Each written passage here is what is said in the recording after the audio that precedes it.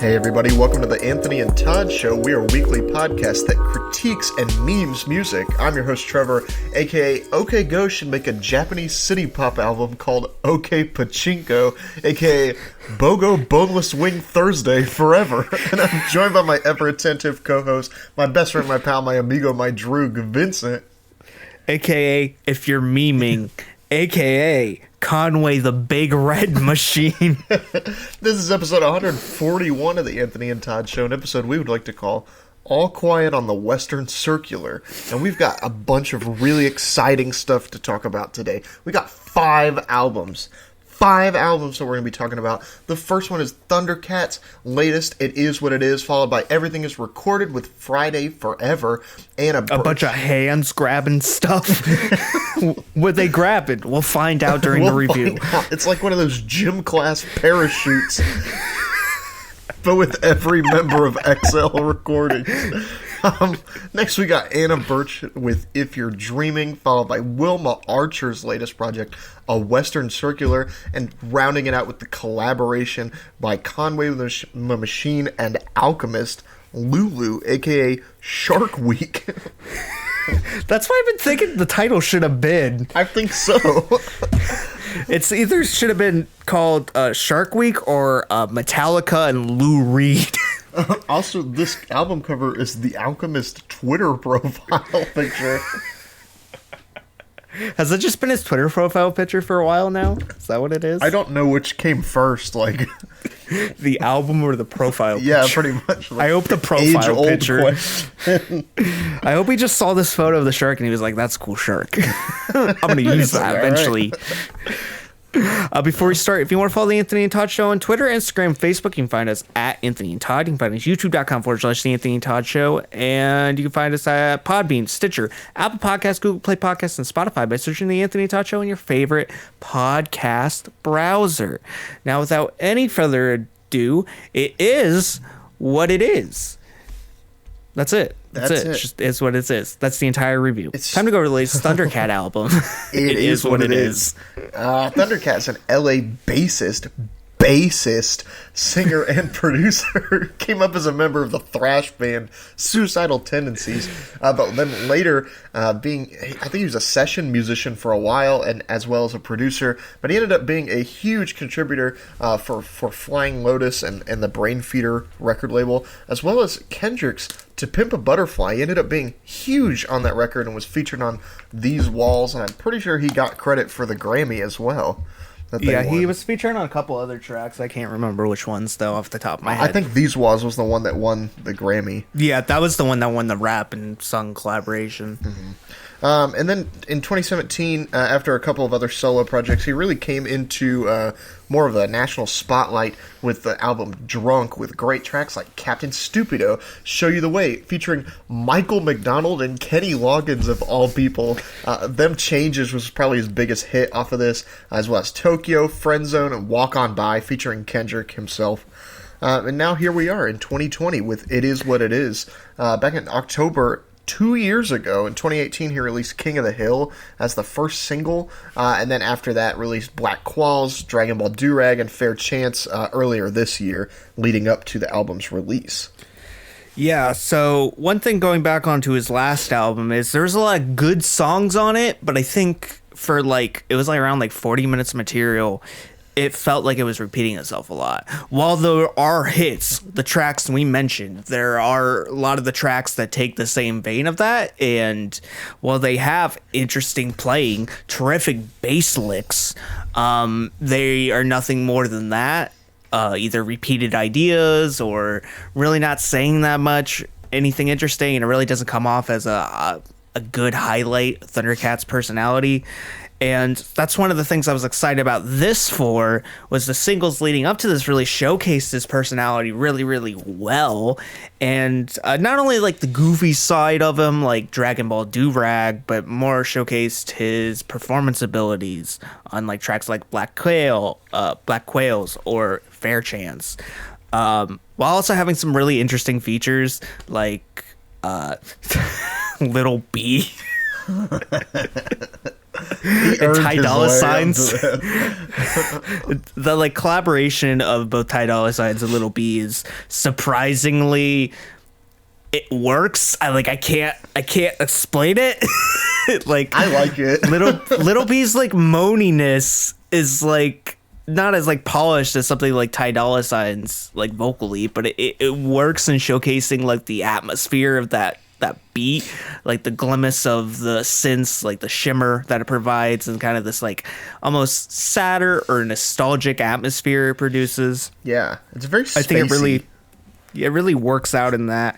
But listening to this, at first I thought it was kind of the same deal as Drunk, but as time went on, I noticed more and more flaws of this album, and I just really don't care for the mixing. I think it struggles from a lot of the same ideas Drunk had, where Thundercat's just kind of repeating himself, and he doesn't make a lot of these tracks feel super important. And then a lot of these other tracks have just like terrible drums in the mix. Just like the drumming is fine, but the mixes for them are like terrible. Like this, just like god awful.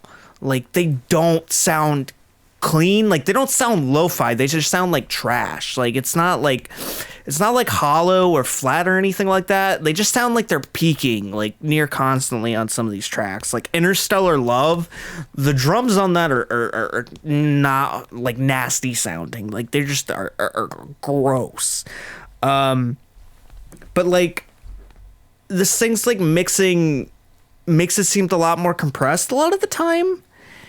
And it doesn't come off as like an aesthetic choice or even like kind of a stylistic choice over the course of the entire album.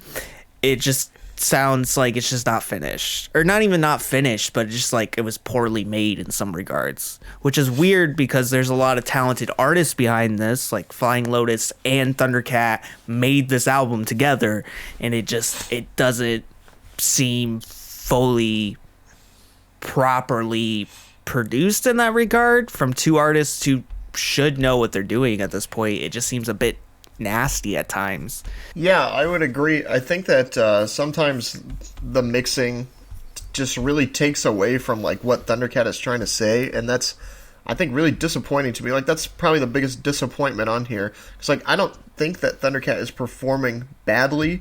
I don't think that his like subject matter is necessarily like way off base for him, and I think he collaborated really well with a lot of like a variety of really, I don't know, interesting and as well as like funny artists. Like Gambino and Steve Lacy on here I think do an awesome job, but then he's also got just like personal friends like Zach Fox and Overseas, and then Lil B, I can't help but think it's like so memey that he would get him on this album. But like he actually did a good job. I think Zach Fox did a good job as well. Like they added to this. But yeah, I just like, part of me wonders like if the mixing is like this because as I was listening to it, I realized like Thundercat's not just a vocalist. Like he got his start like as a bassist, as a bass player, and he like, I mean, that's really like what he's well known for. I'm thinking of like Never Catch Me from the Flying Lotus, You're Dead. Like his bass solo in that is crazy. Picking up bass and like recording bass, I can only imagine like how difficult that would be. And I wonder if like some of the mixing is done intentionally to make sure that like the bass comes through over everything else. But like I'm not 100% sure like how based that statement is, I guess, like how factual that is. How Little B based that statement is. That statement is. Just something that I was thinking about while listening to this. Yeah, going over a couple tracks on here. Lost in Space is a really fun track where he's like kind of talking to the void, and the audience is the void he's trying to like reach out, and it transitions really nice into Interstellar Love, but the drums in Interstellar Love ruin the entire atmosphere. Even the terrific saxophone solo that I believe is done by Kamasi Washington. I'm not 100% sure on that, but I know he had like a hand at one of these tracks, so I'm assuming that's him. That seems pretty on the nose for him. I love Lewis Cole is a pretty fun moment where he showcases his friendship with Lewis Cole and talks about just like hanging out and how Lewis Cole punched one of his like how Thundercat punched one of Lewis Cole's friends or something. Just completely strange, and showcased like the more lovable side and like the good, I don't know, like the fun side to Thundercat's music that's really enjoyable, where like the content of the music is serious, but like the lyricism's not. Like the personality is so strange and out there, but the performance wise is pretty serious.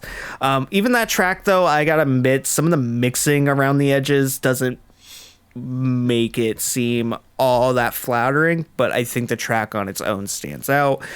Black Qualls is this funky bass odyssey that goes through a bunch of character film voices, from Thundercat to Steve Arrington to Steve Lacy. Then Gabino at the end is the cherry on top of this awesome sundae.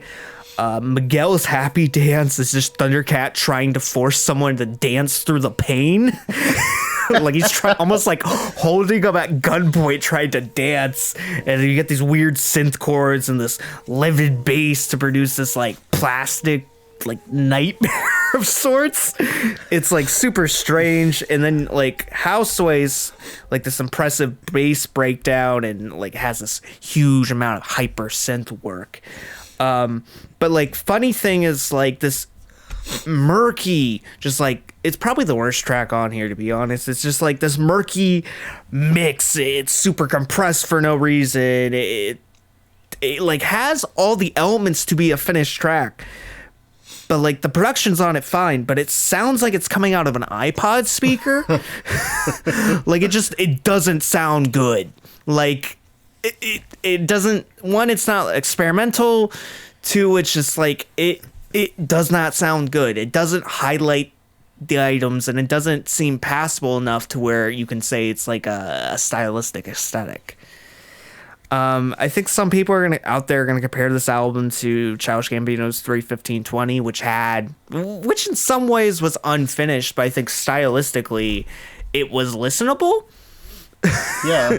Like I like that album because it sounds like, while it does seem unflattering at times, it doesn't make me want to stop the track.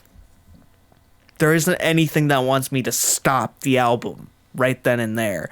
Whereas this, some of the mixes just are nasty. King of the Hill, which has a Bad Not Good on it, I didn't like that track when I first heard it a couple years ago, and I think I like it less now. Like it's just nasty sounding. Yeah, it just doesn't. Definitely not my favorite. It's like the artistry is there on paper. Thundercat, Bad Not Good. Two sets of artists that know what they're doing, but when you combine them together, it just doesn't sound good for some reason. That's just like very disappointing. This thing's held down by its mixing, for sure, but like the ideas are still there. But when you get past like the most crucial element, the most critical element of this album, it still plays in the fact that like Thundercat doesn't really separate his lineup on this album all too much. Like there's still a decent amount of good tracks, but he doesn't really challenge himself. Yeah, I think there's a good handful of tracks that I think are like just awesome on here. In all honesty, like you mentioned, Black Qualls, Overseas, what I mentioned with Zach Fox, I think it's just a really fun little track about going places, and then at the end, Thundercat's at the front of the plane.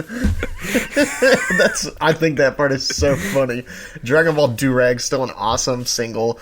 Fair Chance, I think, worked out way better than it had any right to be. And everything else, like, yeah, I think that like sometimes the mixing makes these like unlistenable or not very satisfactory to listen to. And it's just really disappointing because like I like Thundercat a lot. I love his voice and he's killer at performing. It's just that this mixing is not super great. And I can't help but wonder like, why did Flying Lotus allow this? Like, it doesn't make a lot of sense because it's just like, it's not good. Like, I know it's not good. Like, I think a typical consumer would find a lot of the mixing on here to be very shoddy because it's just like these drums are not flattering whatsoever. Like they just pierce my ears. Like Yeah. like I don't understand the process behind this album in a lot of ways, because it in regards of like the final product, it's just not all there. No, and I think it makes me think about like what we discussed with Gambino's last album, just like you mentioned. Whereas like I think that was probably intentional. This feels really unintentional. That's such a shame because, like I mentioned, like a lot of these songs I think would be really great if they were mixed better. And I feel really bad about like knocking it from the mixing because I don't necessarily think that like Thundercat had a huge hand in that. Keep in mind, all scores are futile and meaningless. Right now, I think this is like a 5. Yeah, I'd give it about a 6 probably. I hope in the future we get a more polished Thundercat like we did kind of on the golden age of Apocalypse. That's probably his most like... I don't think it probably has his highest moments, but it's just like most polished, put together project. But this is just very unflattering, and it doesn't seem fully there at times. Yeah. So it is Friday. Did you know that? It is Friday. You're It right. actually is Friday when we're recording this. Wait a minute. So today's gonna last forever. Forever. Time to go over the latest Everything Is Recorded album. Friday forever. I was gonna say it like that. Anthony Fantino, forever. Everything That's Recorded is essentially Gorillaz, but for the UK. Scratch Wait, that. I think you need to learn your geography. I definitely Okay. planned that. Cool. Everything Is Recorded is basically Richard Russell, who recorded the last one, very interestingly. Richard Russell is an English record producer and the owner of XO Recordings over in the UK. XO Recordings worked with artists from the likes of Adele or Beck, King Cruel, Radiohead, Vampire Weekend, The White Stripes, The XX, Gil Scott-Heron, among many others. And also, I saw that Frank Ocean is somehow signed to XL. I think they like did physical releases. It said he was in their lineup for this year. I was like, what? It was really weird. I don't know. Maybe the singles are. Yeah. If I had to make my prediction, I would assume they may have something to do with his physical pressings. That's kind of what I thought, because I went and looked and I was like, nothing is recorded by... Anyway. Because I feel like if you're a part of XL Recordings, you're physically mandated to be part of everything You have to that's recorded. speak with an accent. But back in 2017, Everything Is Recorded by Richard Russell came out, and this was basically it was kind of like a curated album with Richard Russell at the helm, and he had artists like Sampha, Kamasi Washington, Wiki, eBay, Sid, Infinite, who's now Infinite Coles, and Peter Gabriel on there, and it ended up being one of our highest rated of 2017. I just thought that was such a cool collaboration. It had a lot of great like 90s, 2000s influences, as well as like world music influences. Great tracks like Bloodshot Red Eyes, Close But Not Quite, Mountains of Gold. There were some really great moments on there that I thought made this album stand out. Yeah, odds and ends, like what makes the album stand out is the terrific curation. Like there's so many different artists and so many different places on that album, but Richard Russell found a way to like slim it down to all make sense in that world. And while there's some moments that kind of like stand off as like towards the end, I'm thinking like Canes and Be My Friend, as a little bit like separated from everything, he still finds a way to like tie it all together by having recording artists, by having these weird interlude segments that sketch the album together. I think in the end, like he just found a way to make like a really good album, a really good curated album, a mix of things where like so many different collaborators can be put in place, but they don't take away from what the project truly is. Right. And then I really thought that this collaboration, like I thought that after that album it was done. I kind of thought that was a one-shot project. But earlier this year, some singles started to emerge from Everything Is Recorded, such as The Night, Patience, and Caviar, featuring some artists like Ghostface Killer on there, who honestly is probably the biggest name on this latest project, but more on that later. And all these singles ended up coming off of the album Friday Forever, which released, and now we're reviewing it. Funny how that works. Yeah, it's weird. We don't review this before we hear the album. Maybe we should start doing that. Maybe our reviews would be more popular. I think that would be kind of fun, actually.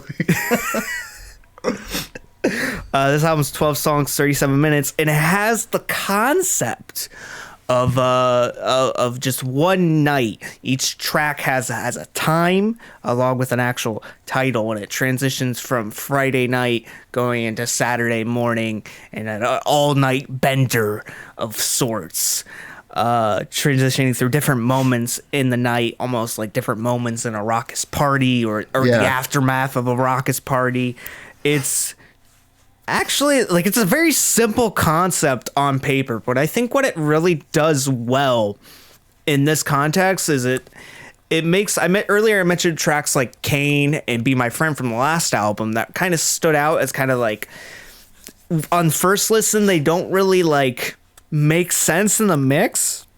This one kind of like ties it together in the way where like tracks like That Sky and Dream I Never Have are kind of a bit different from the tracks that precede it. They're a little bit more slower. They're a different type of energy. That Sky is like a jazz track. Dream I Never Have is like a synth pop track. Like everything before this is way more rompous and exciting. But like this solidifies it as like a time and a place instead of just more another track in the mix that's has recurring artists to it. Yeah. If that makes sense. It more solidifies the changing tone of the album and changing tone of the landscape of the you can say the character, but the album as a whole, characters as they transition through this all night landscape. This thing is a very different beast from the last one, which I was very surprised by. The first half of this album is like very bouncy and strange. It has a lot of heavy bass, very abrupt percussion.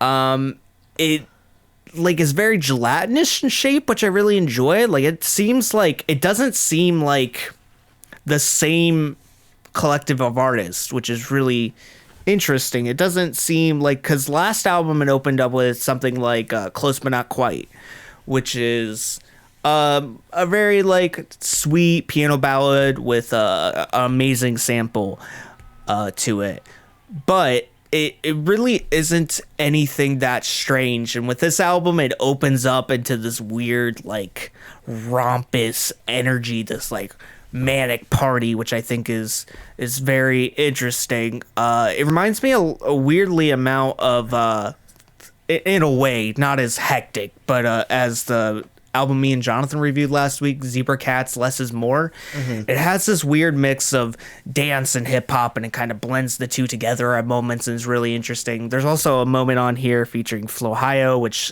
samples a dub track and like splices it in a weird way. Yeah, it has like spaces in between the splices, which is really interesting, and it like charismatically shows off Flowhio. I think this thing is weird in the sense that progressing in the mood, but it also doesn't let its ideas run thin. It doesn't let the first half of the album stay for too long, which I think I enjoy, because I like the versatility of everything is recorded. And like the first half, I really enjoy it, but it like, I feel like if it was stretched on for the rest of the album, it would kind of be a bit much. And I like how we're getting more versatile moments later on, like That Sky, which is, I mentioned before, like a more lounge jazz type track, and Dream I Never Had, which is a synth pop track, and going on to more moodier tracks in the later lineup, more expressive tracks. So this album has a little bit more weight to it. It isn't just this big punchy ode. It starts hectic and then it ends kind of quietly and beautifully. Yeah, I really, really like the continuity of this album. Like this, I think like you mentioned, it's such a simple concept that it makes me wonder like why more people haven't tried it yet. It opens up like with this. It's almost like a speech of like, well, if every Friday was, I don't know, I was talking about like every Friday hereafter like this one, almost like if Friday just happened over and over again, almost like you wake up like from a nap ready to go out. Like this is where the night begins, and you got like the single, the night, and then patience backed up right next to each other. It makes for a really bouncy moment. Infinite Qualls on Walk Alone, I think, is awesome. It has such a great verse, but I think one of the most standout moments here is Caviar with Ghostface and his son, Infinite Qualls. I think one thing I'll critique this track on is like, I think Ghostface and Infinite Qualls work on this track. I don't think they necessarily work together. No, like they fulfill. That's what I really liked about this track is that Ghostface comes in. I can only compare this to Dell on the first Gorillaz album. Just like popping up in like random places, and like Ghostface is like the biggest name on here, which is super weird to me because the last album had some huge names. The biggest probably Peter Gabriel, and then like Sampha and Kamasi were getting super popular around that time. Oh, and Wiki as well. Yeah, like I think that one of the least known names on there was Infinite Qualls, and now Infinite Qualls is all over this latest project and is like one of the best known names. That's crazy to me, but like I think the fact that they got Ghostface on here, like it shows the opulence of a track like Caviar, and it shows like that, just like the luxury of the night. They're getting into this point where like it's 3:15 in the morning. As we all know, like nothing good happens after midnight, and they're still out like partying. And I think like this is like only the point where things start to get like shady for our, I guess, protagonist, the point of view from which this is like told. But then like we get into points like That Sky and Dream I Never Had, in which I can only assume that the protagonist is like sleeping. Dream I Never Had with AK Paul, who's Jai Paul's brother. Very strange. But like I really like the way that this track goes on. It's almost like a dreamscape kind of like feeling. It definitely has that like kind of floaty, dreamy quality to it. See, I think of like That Sky as almost like Blacking Out. Yeah, that's what I think as well. Because like look at the timestamp. You're not there. Like it's like you're not present. I don't know why I relate jazz to having a blackout, but it's almost like that. It's more like feverish in a sense, where you're kind of like lifelessly strolling, and it's very bright and hazy and welcoming, but you're also not controlling anything around you. That's what it feels like. It's like falling in and out of like consciousness with That Sky. And then I think for Dream I Never Had is like absolutely dreaming. I don't care what the title says. This is a dream. And then like look at the timestamp between Dream I Never Have at 5:10 a.m. and then with the franticness of King Kavanaugh and pretending nothing's wrong at 9:30 in the morning, ending with that phone call that's like, you got to stop mixing drinks, and he's like, I have no idea what happened last night. I think that was at the end of Dream I Never Had, if I'm mistaken. Maybe I'm wrong about that. It's at one of these tracks, like with that phone call. Like this is the guy, like obviously waking up, and then at 10 a.m. burnt toast, wondering like, what am I gonna do with my life? Like he's obviously like burnt his breakfast. He has no idea like what's going on. And then the beauty at 11:55 a.m. with This World is like the moment where you finally like take a breath outside and look at the sunset, and the world around you so beautiful, and you're like, oh, last night was awesome, even though like you felt like shit for a while. Like everything's gonna be okay. Yes, I loved getting to hear Infinite Qualls sing and show off his real vocal talent. I read a story about Infinite Qualls like singing when he was 14, and he sung "Oh Holy Night" for RZA, and RZA was like blown away. I read that same thing. I did. I think I read that same story. Was it like I think it was a Pigeon in the Plane article. It might. I'm not sure. Yeah, I read it a while back, but I think that was like, I'm so glad that I got to hear him harmonize over this beautiful, like, "This World Will Break Your Heart" like sample. I think that is such a cool, like, beautiful moment at the end. Yeah. This thing sonically has great performances to it. We mentioned Infinite Qualls, Maria Somerville on this is awesome. Berwyn is on this is awesome. Flohio on our number one track on here is awesome. Ghostface Killa is still top of his game on this. A.K. Paul, someone who I'm not super familiar with, is just as captivating as his brother in some regards. Or at least vocally sound as his brother. Yeah. But yeah, like I find this to be a very interesting mix-up that challenges itself and progresses forward after really establishing its own brand, which I found to be the most interesting aspect about this. It's having a very basic concept to switch it up from the last thing, but having very different momentous tracks to separate the two albums, and a different skew of collaborators in the mix too, so it feels like a completely different beast. Keep in mind all scores if you tell me this right now. I think this is a 9. I really enjoy it. I just think it works as an album. It progresses itself as an artist should be. I think frantically it just makes a whole lot of sense, and it's so beautiful and at times hectic and at times dreamlike. It truly hits the balance perfectly when describing a Friday night out with the boys. Yeah, I would definitely agree and give this a 9. This is one of my favorites of the year so far. I think it is just awesome. It tells a story super well in a way that the last album couldn't, but I think that it's still on par, even with way less big names for this album. I definitely think that these smaller artists will get to be big names at some point. Especially Infinite Qualls. That man has talent. If he continues on this route that he's on, oh yeah. Yeah. Okay. Are you sleeping? I'm sleeping. Are you memeing? Time to go over the latest Anna Burch album, If You're Dreaming. I am dreaming. How did she know? Are you dreaming of electric sheep? Because that means you're an android.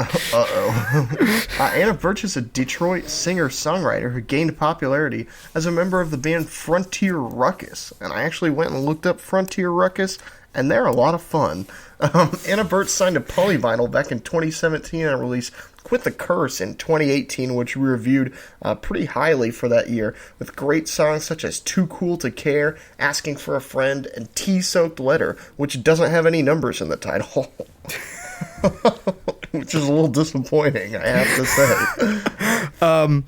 This album was in a year with singer-songwriter material made a huge comeback, and I think this was one of the albums that stood out best in that genre.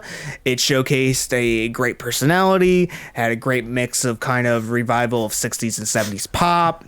It fit the mix. It had a different skew of soundscapes to it. I definitely like the track Belle Isles, which sound like this almost filthy dive bar track about a failed summer romance. I think she showcased her personality and herself truly perfectly on that album, and in a sense of standing out from the remaining artists that were doing singer-songwriter material in 2018. This new album is 12 songs, 38 minutes. It's called If You're Dreaming. It has themes of isolation, weirdness, and longing, and I think sonically as an album, it doesn't, I guess, has as much risk as their last. It's still, it's a cohesive album. I think it sonically fills all the voids of what I expect from her personality and her presence, but I think I'm missing something on here, and I'm not exactly sure what. I've been trying to put my finger on it. It's just I think her jingling guitars return on here, and I think they're nice, but it's not as diverse as a sound palette as her last one, and I think that kind of what throws me off. Yeah, I would also agree with that, but I do have to, I guess, kind of play devil's advocate a little bit. In a world where we've got a dime a dozen, it feels like, snail mails and soccer mommies, I think that Anna Burch stands above the rest quite a bit, and this is more of the material I would want from a singer-songwriter act than something that was slow and boring like Color Theory was a couple weeks ago. Now, I have to give her that. I definitely think Anna Burch is standing on the shoulders of giants compared to some of these other people, but honestly, with this album, I agree. I don't think there's as much risk. I don't think the songs are like nearly as catchy or lyrically sound, I guess. Yeah. I don't know. I found myself a little bored during some of this stuff.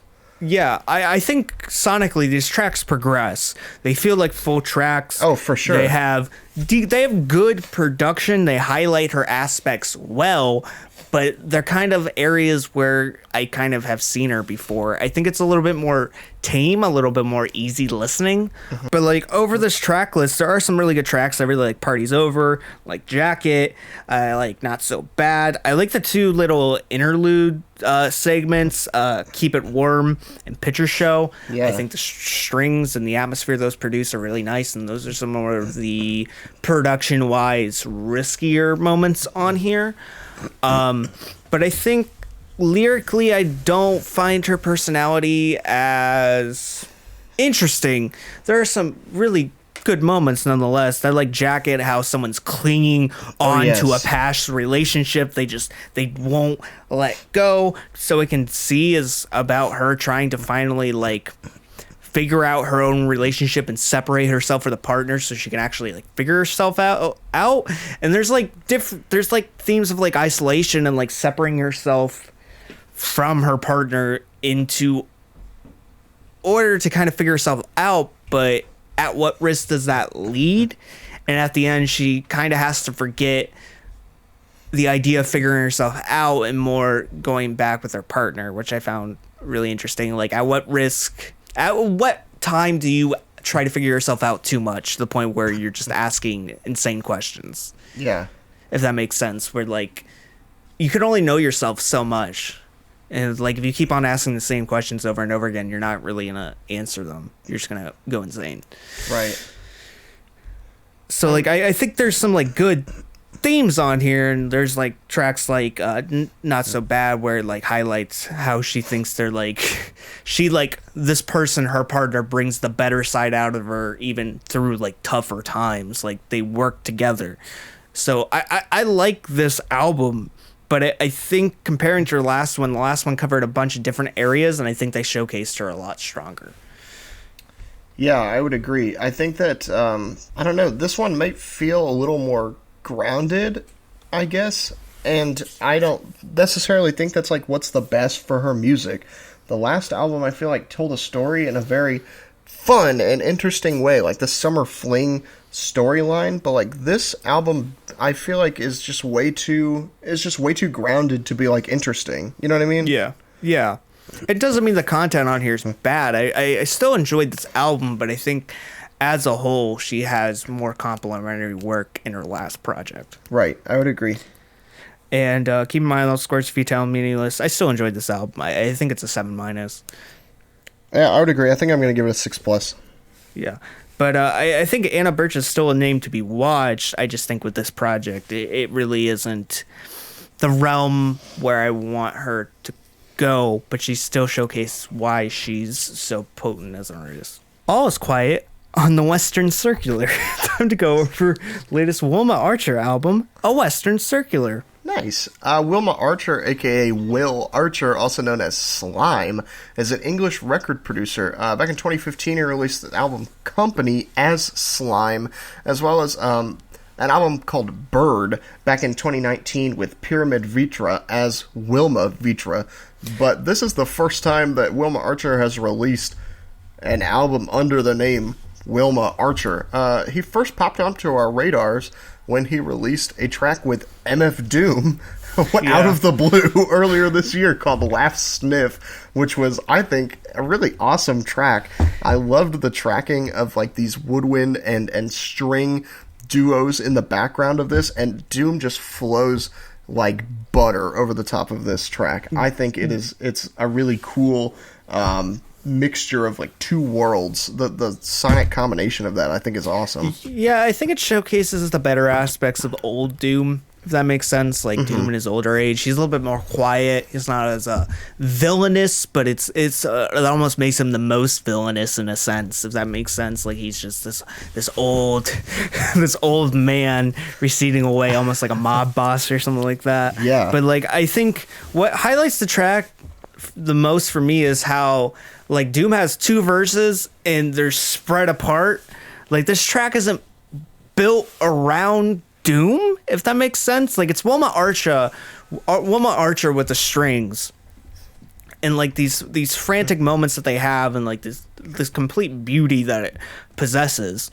And then like you get this, like it highlights Doom well, but then it like Doom's verse stops and the playing keeps on going. So like the true focus and spotlight is on Wilma, and then Doom comes back in. So you know that at the end of the day, this isn't just like Doom and an unknown producer.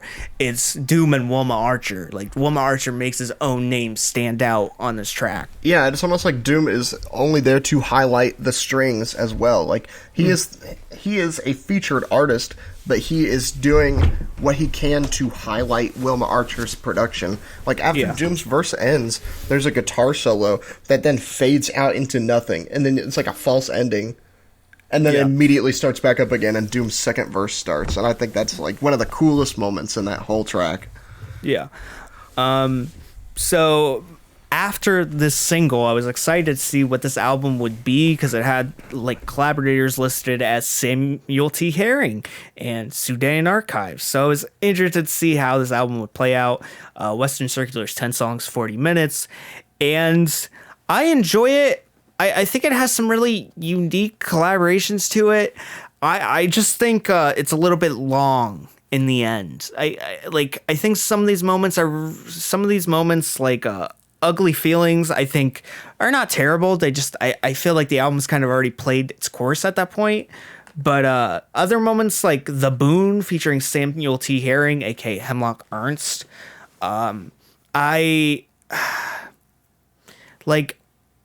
think they're close, but they're not there yet. Like the effects on Sam's voice are very... Sounds like he's in the shower. Kind of, but I feel like he always sounds like he's in the shower. Yeah, but like he has a drawn out performance, and that's what makes him him. But on this, I think it highlights the aspect that makes him almost seem a little bit unprofessional. But on the track later on, it highlights the more dreamlike nature of him, which I think works really, really well. Tracks on this actually reminded me, since it has features like Doom and Sam T. Harry on here, weirdly reminds me of Bad Bad Not Good a bit, especially in the way on some of these tracks, if like a synth pops up or like a string pops up, how it highlights with the different elements of this weird kind of jazz fusion type music, mixing like soul and hip hop and jazz together. Bad Bad Not Good weren't like the first people to do it, but they are the ones who have done it more iconically in the last decade, if that makes sense.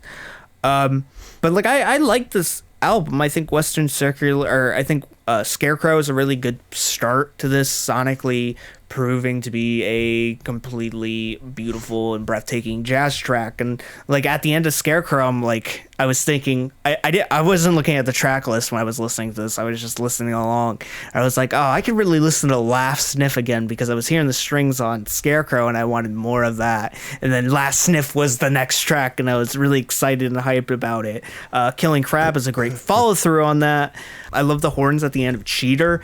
Like this track is building up slowly, and at the end you just get these horns flourishing over top of each other, and it's completely like brilliant. And then you get Sudan Archives in the mix, and it just works sonically brilliantly. Like it's just this bright moment that catches you by surprise, and I really like the track for that. It's like some of the aspects that I like of Sudan Archives, like the brightness to some of the music, is I think what highlights it, or some of the spontaneity that makes it interesting.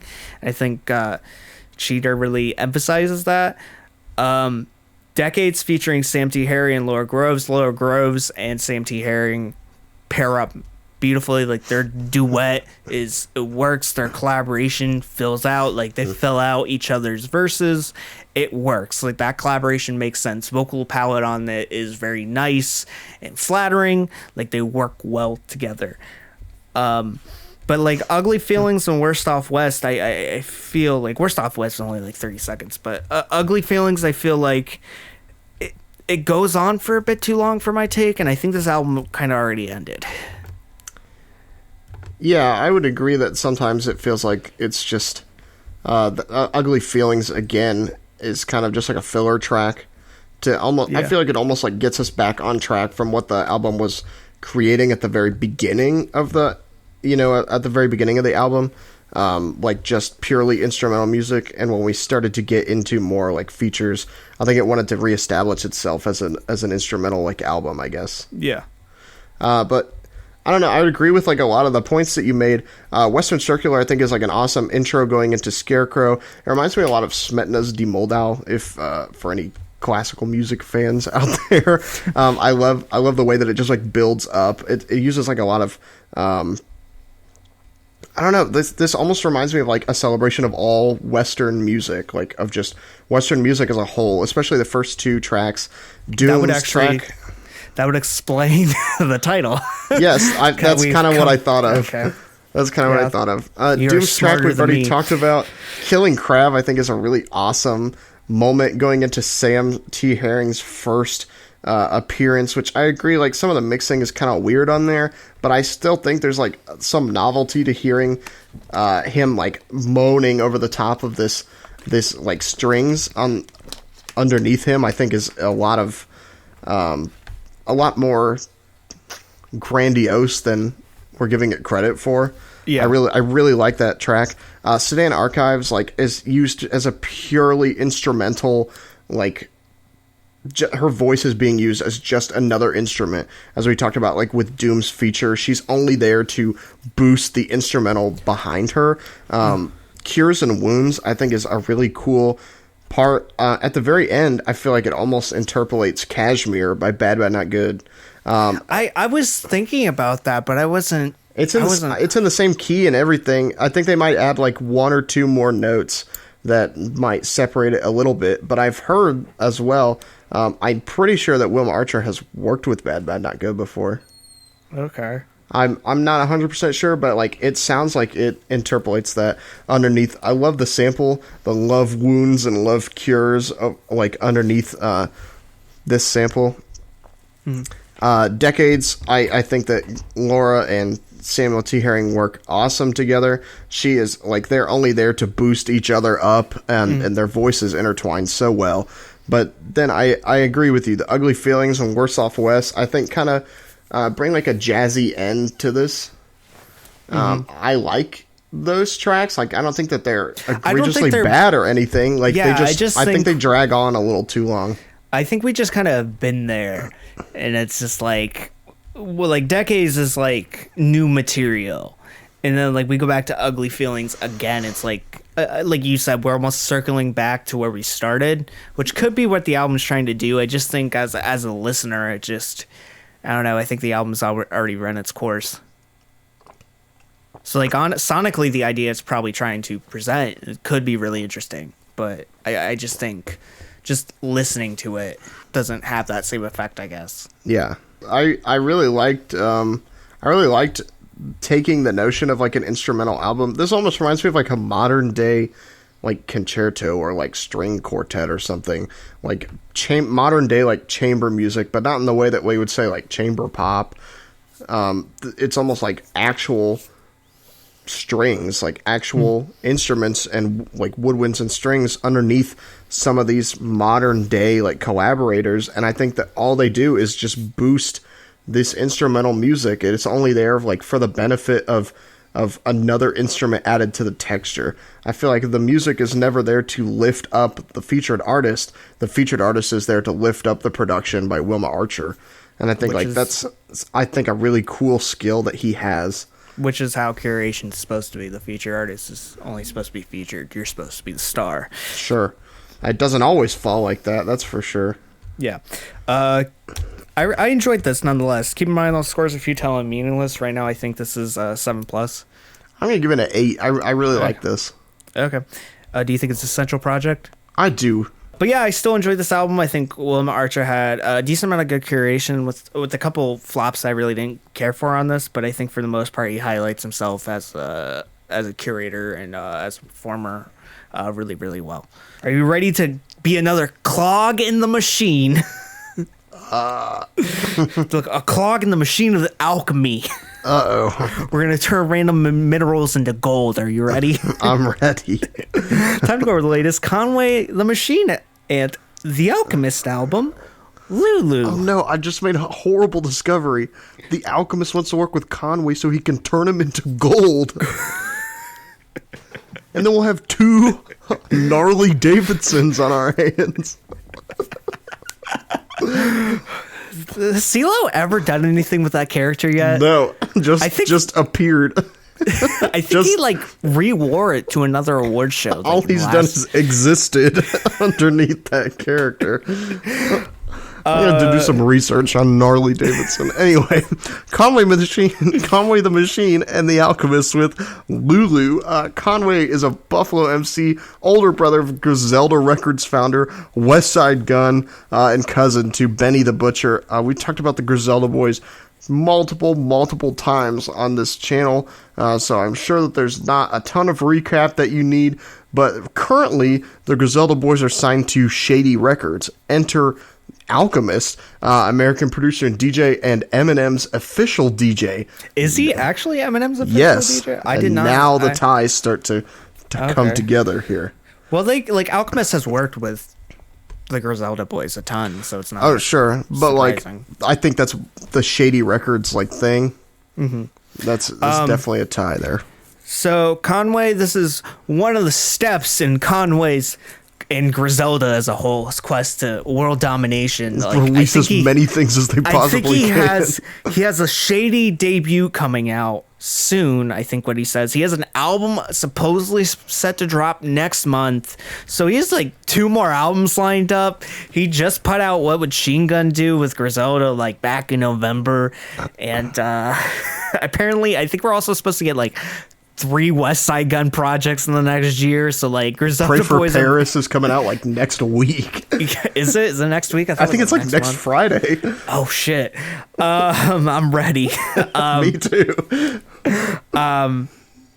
But they're constantly putting out music, and I think there's kind of a risk factor to that because it's not all going to be the same level of quality in some regards. No. What would Machine Gun Do? I thought was kind of a disappointment, but on Conway's end, I thought was actually a success. Yeah, he was the one that really upped his game and made a major label debut seem impactful. He was the one that really stepped up his game. Benny was pretty much more or less the same when from the plugs I met, and West Side Gun was kind of tame throughout the entire album. Conway and Alchemist on paper make a lot of sense. They've collaborated before. Alchemist has this retro style production. He fits into creating more hazier production and almost glamorous production for artists like Action Bronson, and he's worked with the Griselda Boys. Speaking of Action Bronson, this project reminds me of I think it was an EP that they put out back in November, I believe, called Lambs Over Rice or Lamb Over Rice. Yeah, Lamb Over Rice. Sonically, where it wasn't terrible, but both artists were kind of just doing what they've always done and not really switching it up. This is that same mold where Conway's pretty much doing what Conway's always done. The Alchemist is kind of always doing what Alchemist has always done. Neither of them, they work fine together, but it's not really that exciting until the last 3 tracks. And even then it's not this is common ground for them. They've been here before. They haven't really raised the stakes and why this project seems all that noteworthy. Calvin is an interesting track on here because it has a triplet flow, has this nice synth in the background. It works well together. I think Conway tries to switch up his flow a little bit more, even though it's a more modern type floor, which I at times more modern elements haven't really worked for the Griselda Boys. I think that this is one of the aspects where it really works out well, having a triplet flow. They got Sunny with Cormega. I think is really nice. I think that pairing really works up well. Cormega feels like he can run with someone like Conway. That pairing works really well. But did you know Cormega was actually friends with Nas back before Nas got big? I did not know that. Yeah, he's an older he's an older artist, but like hasn't really done anything. I think he's like just famous by association. Yeah. He was in like prison when Nas made Illmatic and then shouted him out, and then he was like, I think he got like big that way. Okay, I did not remember that, so if I did know it, I forgot. And Gold BBS is like, I think it's at the point where they both reached their peak of what this collaboration could be, but it's so sonically late in the album that it doesn't really feel all that there. Shoot Sideways with Schoolboy Q does not work. No, Schoolboy Q's so corny. It's like, oh my gosh, Schoolboy Q in this modern day is just... What happened? It's like, he's like, if you asked me like around the time of like what is it, Blank Face LP, if this collaboration would work, it has, but like since that it's just been like a long downward spiral for him to where he's just become like bland trap artist, and like his performance on here is just bland like rapper. Like there's nothing that makes Schoolboy Q. There's no gelatinousness or anything spontaneous about him or exciting or threatening. It's just like very flat, which it's boring. He needs to get that bucket hat back on. Maybe he lost weight, so that's why he took off the bucket hat. I mean, maybe it's just disappointing.